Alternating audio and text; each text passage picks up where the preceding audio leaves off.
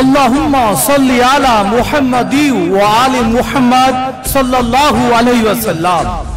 শাহ আস্তে হুসাইন আলাইহিস সালাতু ওয়াস সালাম, বাদশাহ আস্তে হুসাইন আলাইহিস সালাতু ওয়াস সালাম, দিন আস্তে হুসাইন আলাইহিস সালাতু ওয়াস সালাম, দিনে পানাহ আস্তে হুসাইন আলাইহিস সালাতু ওয়াস সালাম, सरदाद व नादाद दस्तेदार दस्ते याजीद हक तक बिनाए ला इलाहा इल्लल्लाह आस्त हुसाइन अलैहि सलातु वस्सलाम।